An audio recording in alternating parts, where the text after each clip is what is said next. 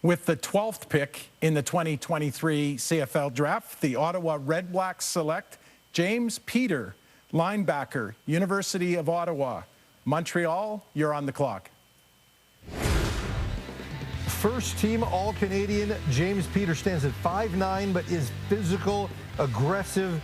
He's an absolute playmaker, a guy that can go down and do things on specials. People wondered what would happen at 5'9" and where that would leave him in this draft, but it's hard not to watch him on film and always notice him.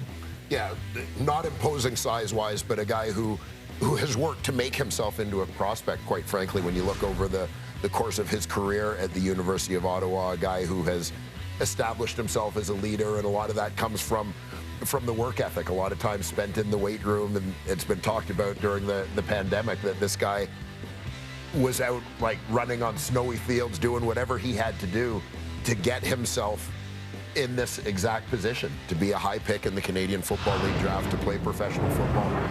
You know, he's been successful at the U Sports level, and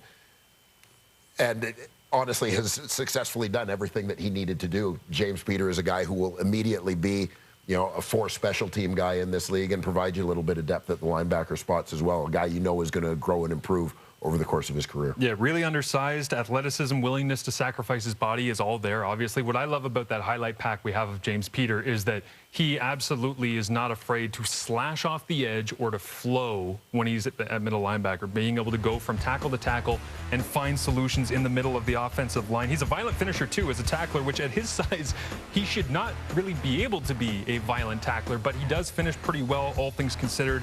I think he's got a ton of upside on special teams. Bob Dice likely had a pretty big hand in saying, hey, I don't want this kid to leave town.